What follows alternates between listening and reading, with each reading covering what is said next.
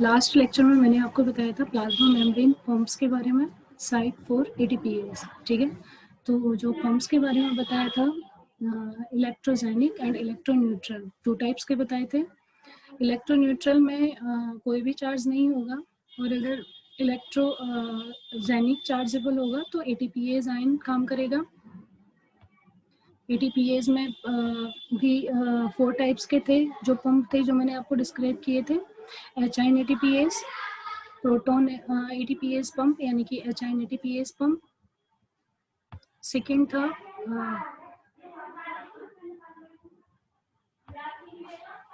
Proton pyrophosphatase H ion PPase, then calcium pumping ATPase यानी कि calcium ATPase, और next था एबीसी ट्रांसपोर्टर, ठीक है, ABC transporter.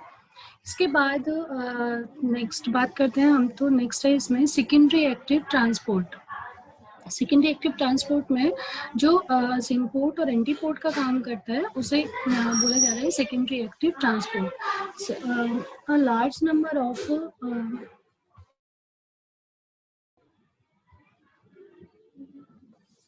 Secondary active transport में सिम्पोर्ट और एंटीपोर्ट का जो काम होता है, सिम्पोर्ट एंटीपोर्ट मतलब प्लाज्मा मेम्ब्रेन में सिम्पोर्ट मटेरियल का सिम्पोर्ट होना और एंटीपोर्ट होना। A large number of nutrient are transported across the cell membrane, ठीक है।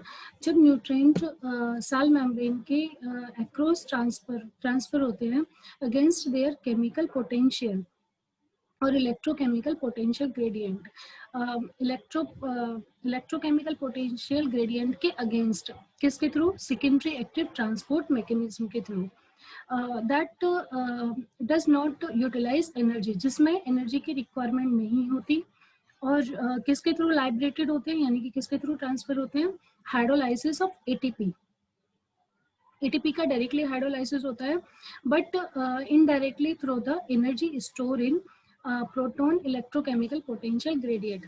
लेकिन इनडायरेक्टली जो एनर्जी स्टोर रहती है प्रोटॉन इलेक्ट्रोकेमिकल पोटेंशियल ग्रेडियंट में अक्रॉस द मेम्ब्रेन या proton motive force.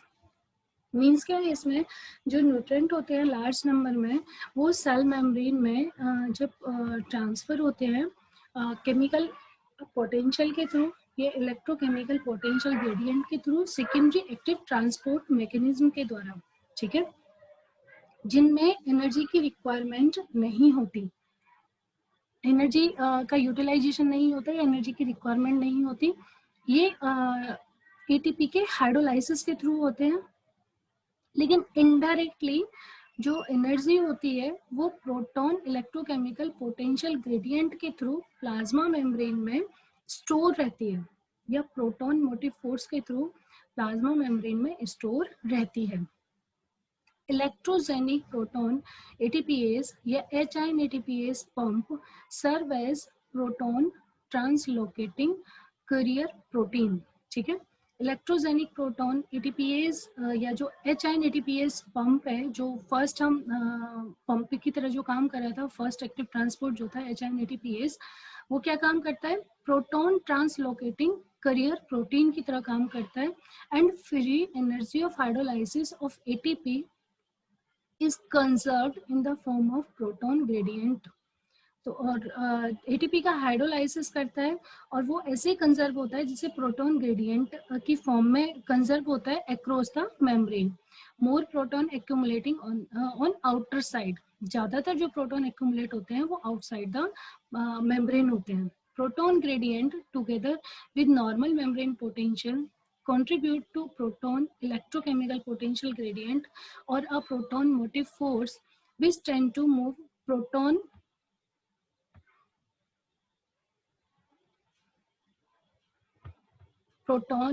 back across the membrane through a specific carrier protein located elsewhere on the same membrane।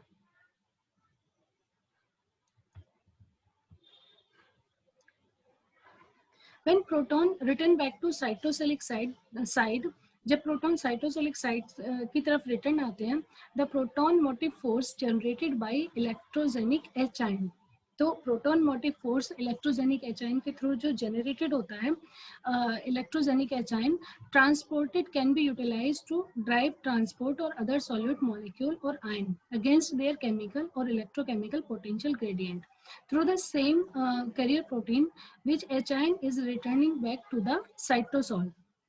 This is called as secondary active transport.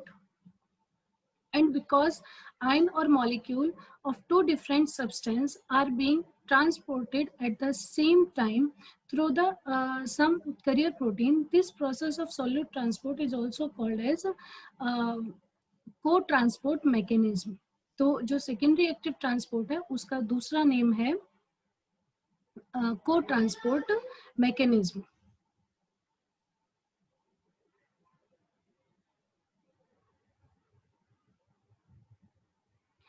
दूसरे वे में हम secondary active transport को ऐसे भी बोल सकते हैं कि secondary active transport is a form of active transport.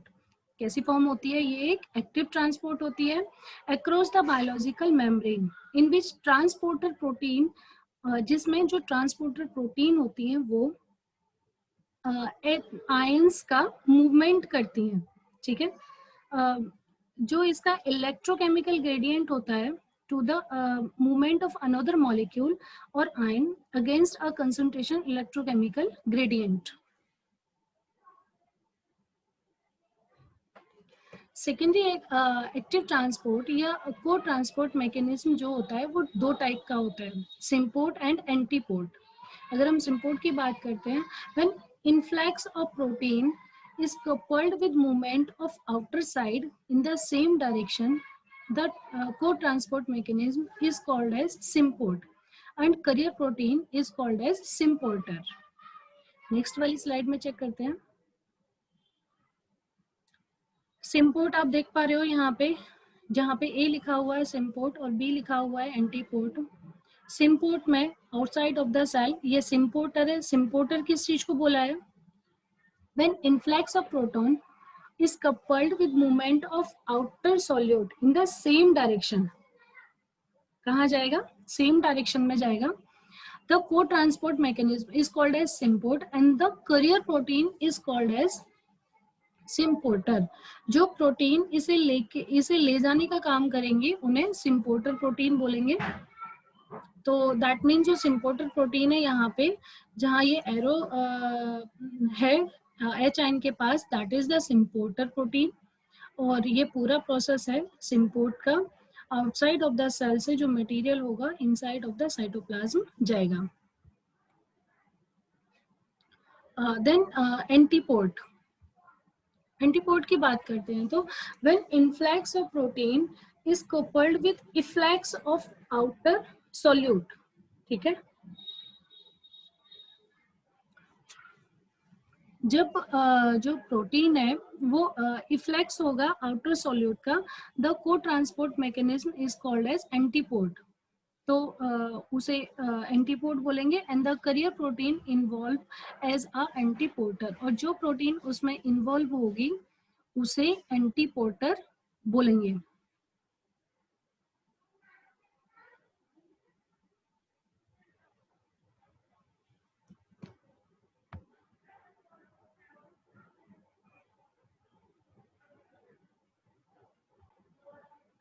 ये है बी पर एंटीपोर्टर.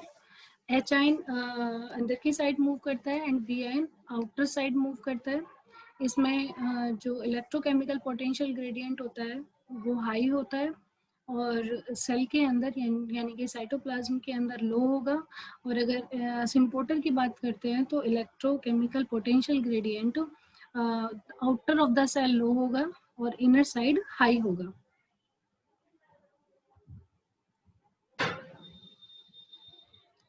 That is the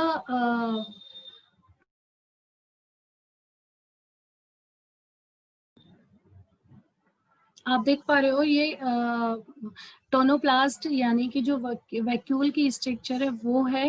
वैक्यूल की स्ट्रक्चर में एंटीपोर्ट और सिम्पोर्ट दोनों टाइप की यहाँ पे स्ट्रक्चर शो की गई है. ठीक है. इस डायग्राम को मैं लास्ट में एक्सप्लेन करूंगी सही तरीके से.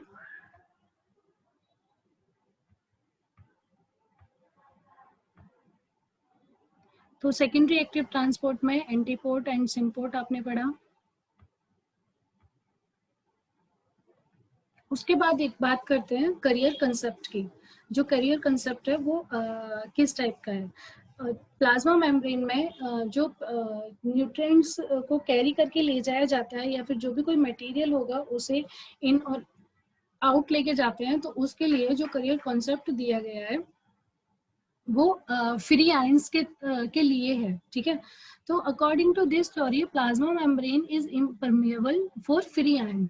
तो प्लाज्मा मेम्ब्रेन जो होती है इम्परमेबल होती है फ्री आयंस के लिए, but some compound present in it act as a carrier. लेकिन कुछ कंपाउंड प्लाज्मा मेम्ब्रेन के ऊपर प्रेजेंट होते हैं जो कैरियर की तरह काम करते हैं, ठीक है, जो कैरियर का काम की तरह काम करते हैं, and combined with ion to form carrier ion complex. और आयन के साथ बाइंड अप होके करियर आयन कॉम्प्लेक्स बनाते हैं, which can move across the membrane, जो आसानी से मेम्ब्रेन के पार जा सकते हैं। On the inner surface of the membrane this complex break. Inner surface पर क्या होगा, मतलब बाहर से, जैसे एक मेम्ब्रेन है हमारे पास, उस मेम्ब्रेन में जो फ्री आयन है डायरेक्टली नहीं जा सकते हैं, वहां पे करियर आयन कॉम्प्लेक्स प्रेजेंट होंगे। जो करियर आयन कॉम्प्लेक्सेस होंगे वो मटेरियल को कैरी करेंगे और इनर सरफेस पर लीव कर देंगे, ठीक है। और इनर सरफेस पर आकर लीव करके समटाइम वो ब्रेक भी हो जाते हैं और आयन को रिलीज करते हैं सेल में। और जैसे ही आयन रिलीज होंगे, तो आयन को रिलीज करने के बाद जो करियर प्रोटीन्स या करियर कॉम्प्लेक्सेस होंगे वो फर्दर आउटर की साइड जाते हैं, और जो न्यू मटेरियल होता है उसे फिर से पिकअप करते हैं, और देन फिर से वो इनर सेल पर आकर उसे लीव कर देते हैं। तो जो करियर कॉन्सेप्ट में जो करियर कॉम्प्लेक्सेस होते हैं या जो करियर प्रोटीन होती हैं, ये इनका काम यही होता है कि बाहर से आयन को लाना और इनर सरफेस पर छोड़ देना, ठीक है। बाहर से आउटर सरफेस से आयन को पिकअप करना, जो कि यूजेबल आयन है उन्हें पिकअप करना, और इनर सरफेस पे लाकर उन्हें लीव कर देना। जैसे कि आप diagrammatic representation model illustrating the career concept में देख पा रहे हो आप। प्लाज्मा मेम्ब्रेन है, प्लाज्मा मेम्ब्रेन के अंदर करियर कंपाउंड्स प्रेजेंट है। प्लाज्मा आउटर सरफेस जहां लिखा हुआ है वहां पे नेगेटिव और पॉजिटिव आयन प्रेजेंट है। ये नेगेटिव और पॉजिटिव आयन जो करियर कंपाउंड्स है उनके पास जाके अटैच होंगे, ठीक है।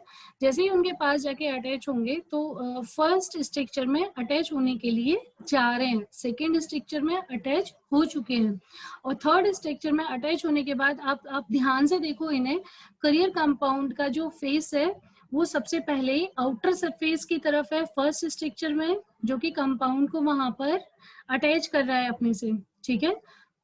जैसे ही अटैच कर लेता है तब भी आउटर सरफेस की तरफ इसका फेस है, लेकिन जैसे ही उसे रिलीज करना है तो करियर प्रोटीन की स्ट्रक्चर चेंज हो जाती है और उनका स्ट्रक्चर हो जाता है इनर सरफेस की तरफ, जहां लाके उसने उसे लीव किया है, ठीक है। इनर सरफेस की तरफ हो गया तो दैट मीन्स वहां पे उसने लीव कर दिया। उसके बाद फिर से इनका काम प्लाज्मा मेम्ब्रेन के पास जाना होगा आउटर सरफेस पर, आउटर सरफेस पे जाकर new career protein, new ions को पिकअप करना होगा, और देन इनर सरफेस पर जाकर उसे लीव करना होगा, ठीक है। ये जो कुछ career proteins, career ion complexes होते हैं, ये आयन को टेकअप करते हैं और देन रिलीज करते हैं।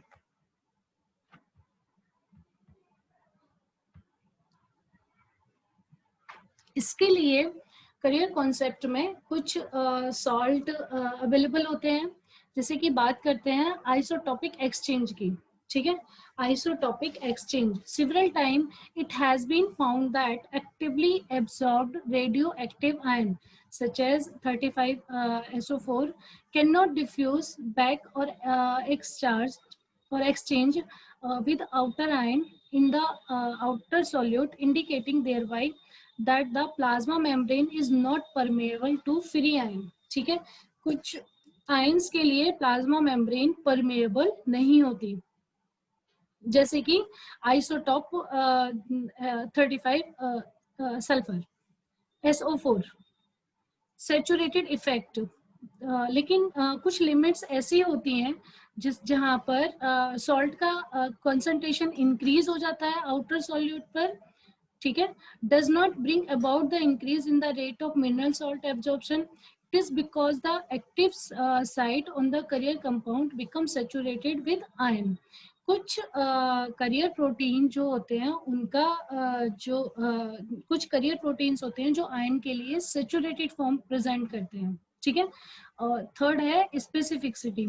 Active site on career compound may be specific which can bind only some specific ion।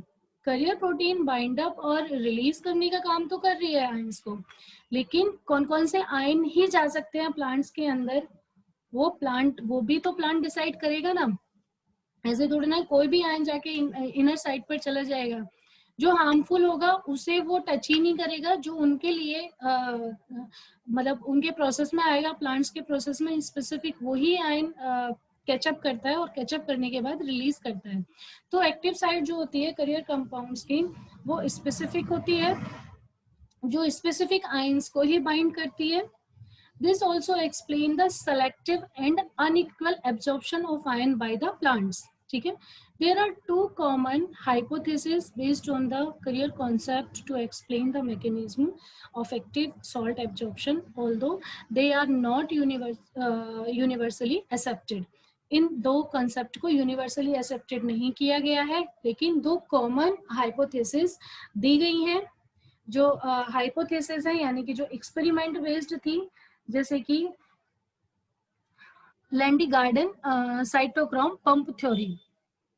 लैंडीगार्ड cytochrome pump theory में क्या हुआ, लैंडीगार्ड एंड बस्ट्रोम ने 1933 में, it is believe that there was a defined correlation between respiration and anion absorption, ठीक है। तो इन्होंने, इन दो साइंटिस्ट ने क्या काम किया कि इन्होंने कोरिलेशन देखा किस किस के बीच में, रेस्पिरेशन और आयन के एब्जॉर्प्शन के बीच में, ठीक है। This when a plant is transferred from water, जब प्लांट में वाटर को ट्रांसफर किया गया, when a plant is transfer from water to a salt solution, the rate of respiration increase, ठीक है। तो उस टाइम रेस्पिरेशन जो रेट था वो इंक्रीज हो गया। This increase in rate of respiration over the normal respiration has been called as anion respiration or salt respiration। तो एनाइन रेस्पिरेशन या सॉल्ट रेस्पिरेशन हो गया जब रेस्पिरेशन का रेट नॉर्मल रेस्पिरेशन से इंक्रीज हो गया, उसे बोला गया एनाइन रेस्पिरेशन और salt respiration. The inhibition of salt respiration and the accompanying absorption of anion by CO का कार्बन ऑक्साइड एंड साइनाइड। जो एनाइन रेस्पिरेशन था उसे अगर इनहिबिट किया गया तो किस किस के थ्रू इनहिबिट हुआ, कार्बन ऑक्साइड के थ्रू एंड साइनाइड के through, which are known as inhibitors of cytochrome. इन्हें इनहिबिटर्स ऑफ साइटोक्रोम ऑक्साइड भी बोलते हैं, inhibitors of cytochrome oxide of electron transport chain in mitochondria, ठीक है। ध्यान रखना, carbon oxide and cyanide are the inhibitors of cytochrome oxidase of electron transport chain in mitochondria. Later on, Landgaard 1950 and 54 to propose cytochrome pump, ठीक है, theory, cytochrome pump theory, which is based on following assumption. उसने फिर cytochrome pump theory को followed किया, तो propose किया, कौन कौन से बिहाफ पर किया, the mechanism of anion and cation absorption is different, क्योंकि जो एनाइन और कैटाइन का एब्जॉर्प्शन होता है वो अलग अलग होता है। Anion are absorbed through cytochrome, anion cytochrome के थ्रू एब्जॉर्ब्ड होते हैं by active process. Cation absorbed passively, जबकि जो कैटाइन एब्जॉर्ब होते हैं वो पैसिवली तरीके से एब्जॉर्ब होते हैं। According to this theory, dehydrogenase reaction on inner side of the membrane give rise to proton and electron. इस थ्योरी के अकॉर्डिंग डिहाइड्रेशन रिएक्शन क्रिएट हुई जिन्होंने प्रोटॉन और इलेक्ट्रॉन को एराइज किया. ठीक है.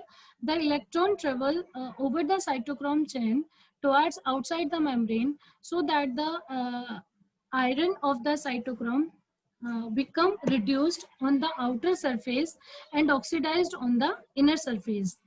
On the outer surface, the reduced cytochrome is oxidized by oxygen, releasing the electron and taking an anion. The electron release unit with H ion and oxygen to form water.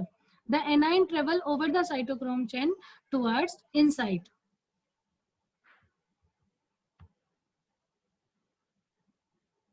ये diagram है लैंडगार्ड का. इन्होंने cytochrome pump theory दी है. Cytochrome pump theory में outside and inner side आपको दे रखा होगा, यहाँ पे दिया हुआ है. डिहाइड्रोजन रिएक्शन में जैसे ही डिहाइड्रोजन रिएक्शन में half 1/4 oxygen inner side enter करता है, वहां पे इलेक्ट्रॉन कोई भी एनायन है, एनायन से इलेक्ट्रॉन ट्रांसफर होता है. इलेक्ट्रॉन से हाफ O2 का मॉलिक्यूल बाहर रिलीज होता है. F2 आयन से F3 आयन में कन्वर्ट, देन F3 से F2 में, यानी कि यहाँ पे एनायन काम करेगा. जहाँ F3 से F2, F2 से F3 वहां भी एनायन काम कर रहा है. फोर्थ में F2 आयन से F3 यहाँ एनायन काम कर रहा है. और ये डिहाइड्रोजन रिएक्शन होती है जिसमें H आयन रिलीज होता है. और ये H आयन रिलीज होकर हाफ H2O के साथ बाहर रिलीज होता है, आउटसाइड रिलीज होता है. और इनसाइड एनायन तब कहीं जाके एंटर कर पाता है.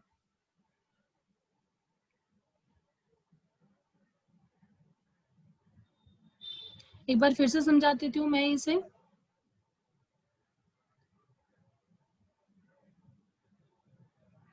लैंडगार्ड साइटोक्रोम पंप थ्योरी है. लैंडगार्ड एंड बस्ट्रॉम ने 1933 में ये कहा था कि there was a defined correlation between respiration and anion absorption.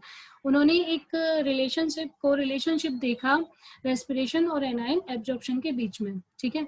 इसके लिए इन्होंने क्या काम किया, when a plant is transferred from water to a salt solution, जब प्लांट को वाटर से साल्ट सॉल्यूशन में ट्रांसफर किया जाता है तो जो रेस्पिरेशन का रेट है वो बढ़ जाता है. This increase in rate of respiration over the normal respiration. और वो कितना हो जाता है, नॉर्मल रेस्पिरेशन से हाई हो जाता है. ठीक है. उसे बोला गया एनायन रेस्पिरेशन और सॉल्ट रेस्पिरेशन. मैं इस लाइन को फिर से रिपीट कर देती हूँ. लैंडगार्ड एंड बस्ट्रॉम ने 1933 में कोरिलेशन देखा रेस्पिरेशन और एनायन एब्जॉर्प्शन के बीच में. उन्होंने ऐसा बताया कि जब प्लांट को वाटर से सॉल्ट सॉल्यूशन में हम ट्रांसफर करते हैं तो वहां पर उनका रेस्पिरेशन, प्लांट का रेस्पिरेशन इंक्रीज हो जाता है. This increase in rate of respiration over the normal respiration. ये जो रेस्पिरेशन होता है नॉर्मल रेस्पिरेशन से हाई होता है, जिसे बोला गया एनायन रेस्पिरेशन और सॉल्ट रेस्पिरेशन. पूछूंगी अभी मैं इसी में से, इस स्लाइड को कंप्लीट कराने के बाद. respiration of salt respiration and the accompanying absorption of anion by CO2 and cyanide. अगर सॉल्ट हमने नॉर्मल वाटर से जैसे ही सॉल्ट के वाटर में प्लांट को लेके गए तो उसका रेस्पिरेशन इंक्रीज हो गया. अगर हमें उसे रोकना है या इनहिबिट करना है तो वो किसके थ्रू इनहिबिट होगा, CO और साइनाइड के थ्रू. कार्बन ऑक्साइड और साइनाइड के थ्रू इनहिबिट होगा. ये दो क्या है, कार्बन ऑक्साइड और साइनाइड, ये इनहिबिटर्स का काम करते हैं साइटोक्रोम ऑक्सीडेज में, जो इलेक्ट्रॉन ट्रांसपोर्ट चेन बनाता है किसमें, माइटोकॉन्ड्रिया के अंदर. ठीक है. लेटर ऑन लैंडगार्ड 1950 एंड 54 में उन्होंने ये भी कहा कि साइटोक्रोम पंप थ्योरी के फॉलोइंग एजप्शंस हैं, कुछ और चीजें भी हैं. किसमें, साइटोक्रोम पंप थ्योरी में कौन कौन सी चीजें हैं. The mechanism of anion and cation absorption is different. जो मैकेनिज्म होता है एनायन कैटायन एब्जॉर्प्शन का वो अलग अलग होता है. Anion are absorb through cytochrome. अलग अलग होता है. कैसे अलग अलग होता है, अगर एनायन की बात करते हैं तो वो साइटोक्रोम के थ्रू एब्जॉर्ब होता है. एब्जॉर्ब होगा cytochrome chain by an active process के through cation absorb passively. That means जो एनाइन है वो एक्टिवली एब्जॉर्ब होता है, जबकि जो कैटाइन है वो पैसिवली एब्जॉर्ब होता है। According to this theory, dehydrogenase reaction on inner side of the membrane give rise to proton and electron। इस थ्योरी के अकॉर्डिंग इनर साइड में एक एनाइन गया, एनाइन ऊपर दिखाई दे रहा होगा आपको इनसाइड एनाइन, एंड इलेक्ट्रॉन भी यहाँ पे ये M प्लस इलेक्ट्रॉन भी आपको दिखाई दे रहा होगा, ये इनर साइड एंटर करते हैं इस थ्योरी के according.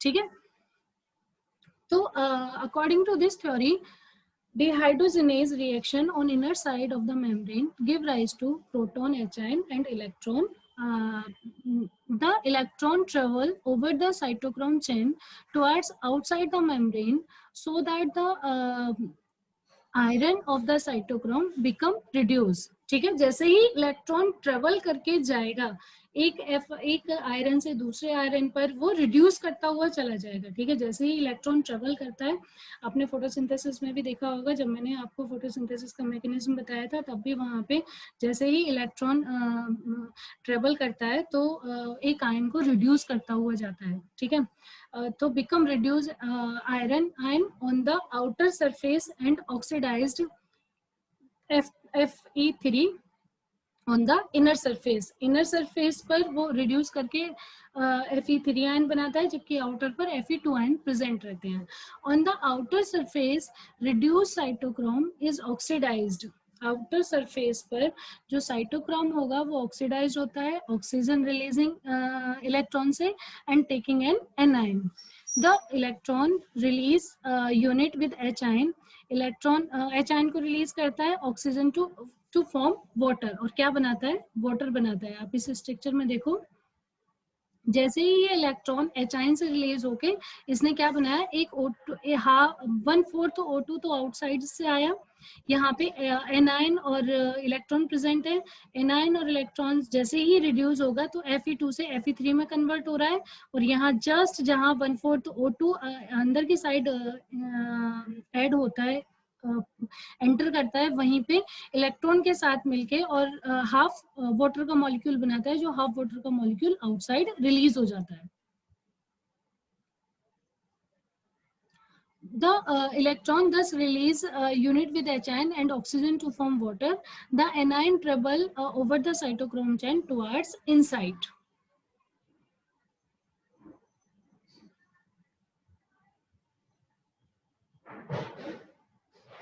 On the inner surface of oxidized cytochrome become reduced to taking an electron produced through the dehydrogenase reaction. The anion is released. As a result of anion absorption of cation M, यानी कि cation M move passively from outside to the inside balance of anion। वो जो cation था वो directly move कर जाएगा। Main defect above this theory, बहुत सारे डिफेक्ट्स इस थ्योरी में आए, जैसे कि it envisages active absorption of only anion. ये केवल इस थ्योरी के अकॉर्डिंग केवल एनाइन ही एक्टिव एब्जॉर्प्शन कर पाते हैं, कैटायन एक्टिवली एब्जॉर्प्शन नहीं कर पाते। Does not explain selective Uptake of ion. जो कौन कौन से आयन को ये पर्टिकुलर सेलेक्ट करता है, ये उस चीज को नहीं बता पाया। It has been found that cation also stimulate respiration. It has been found that, उन्होंने ये भी कहा कि जो कैटायन है वो भी रेस्पिरेशन में स्टिमुलेट होता है। ठीक है, तो इस थ्योरी की जो हमने बात की है, एक बार इसके बारे में। सेकेंड थ्योरी है Bennett Clark protein lecithin theory.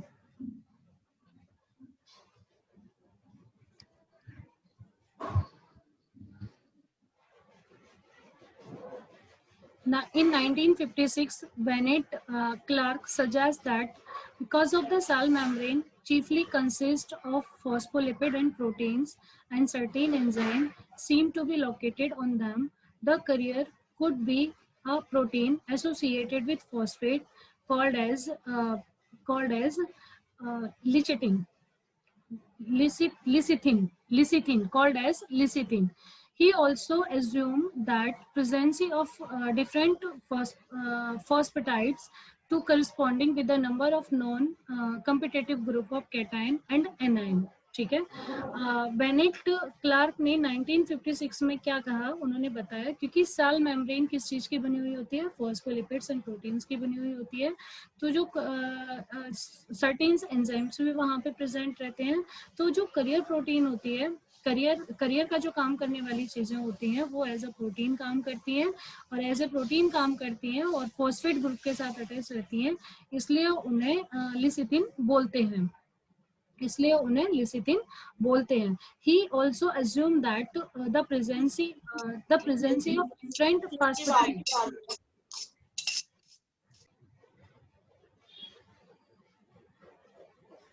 उन्होंने ये भी कहा कि डिफरेंट जो फास्फेटाइड्स होते हैं डिफरेंट नंबर पर, जो competitive group of cation, उन्होंने बोला competitive group of cation and anion. इस थ्योरी के according to this theory, phosphate group in the phosphatide is regarded as the active center binding of cation, and the basic chlorine group as the anion binding center. Second, the ion are liberated on the inner surface of the membrane by decomposition of the lecithin by the enzyme lecithinase. The regeneration of the carrier lecithin from phosphatide acid and the choline take place in the presence of the enzyme choline acetylase and choline esterase and ATP. The latter act as a source of energy.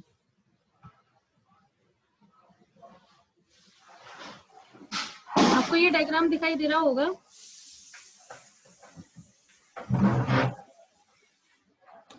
इस diagram में लिसिथिनेज enzyme से जो choline esterase है, choline esterase को जब लिसिथिनेज enzyme दिया गया तो फास्फेटिडिक एसिड में कन्वर्ट हुआ, और फास्फेटिडिक एसिड में कन्वर्ट होने के बाद ये यहाँ पे नीचे कोलिन के साथ साथ एसिटोकोलिन से लिचिटिन बना.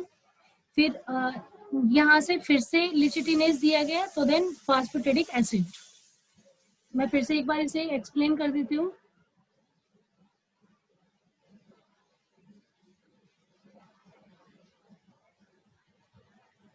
Bennett Clark protein lecithin theory में क्या है कि 1956 में Bennett Clark suggest that because of cell membrane chiefly consist of phospholipid and protein and certain enzyme seem to be located on them. तो क्लार्क ने देखा कि जो सेल मेम्ब्रेन होती है उस मेम्ब्रेन के ऊपर फॉस्फोलिपिड्स, प्रोटीन्स और कुछ एंजाइम्स प्रेजेंट होते हैं, जिन्हें क्योंकि उसमें प्रोटीन फॉस्फेटाइड्स के साथ कनेक्ट रहती है, जुड़ी हुई रहती है, जिसे लिसिथिन बोला गया. He also assume the presence of different phosphatide to correspond with the number of non-competitive group of cation and anion. इस थ्योरी के अकॉर्डिंग क्या हुआ कि जो फॉस्फेट ग्रुप थे फॉस्फेटाइड में is regarded as the active center binding the cation. ठीक है. जो फॉस्फेट ग्रुप में the phosphate group in the phosphatide के अंदर जो फॉस्फेट ग्रुप प्रेजेंट थे उन्हें क्या बोला गया, फॉस्फेट ग्रुप को बोला गया active centre binding the cation. And the basic कोलाइन group और बेसिक को कोलाइन ग्रुप को बोला गया A9 binding centre.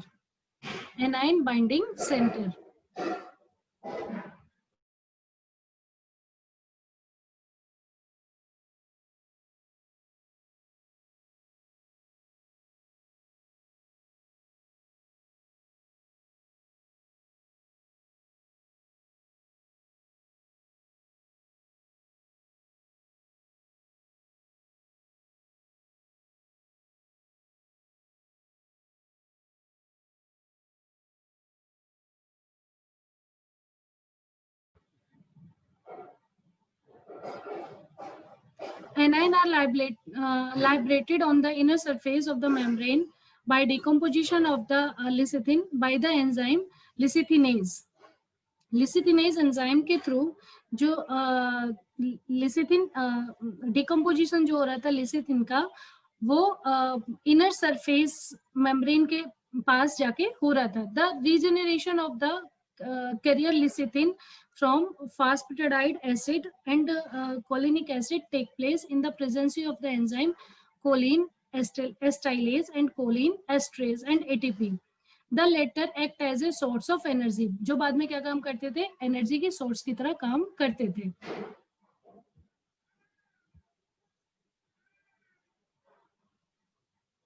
Inside the epidermal cell of the root and mineral salt in the ionic form move from one cell to another by apoplastic pathway. Apoplast pathway मतलब through cell wall, intercellular space, या फिर transmembrane pathway by crossing the membrane, या फिर symplastic pathway through plasmodesmata, and ultimately reach to the xylem vessel and tracheids, from where are carried different part of shoot along with ascent of sap.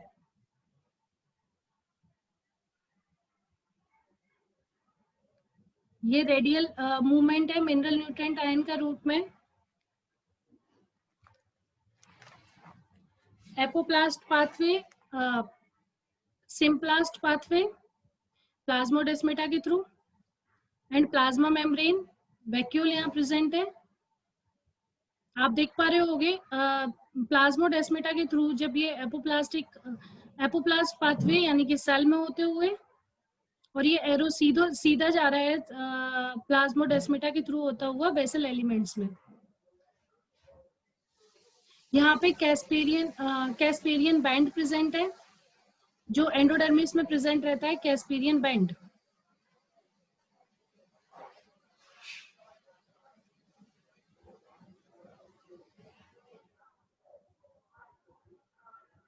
Symplast और apoplast में है, जिसमें मैंने आपको अभी दो थ्योरी पढ़ाई है.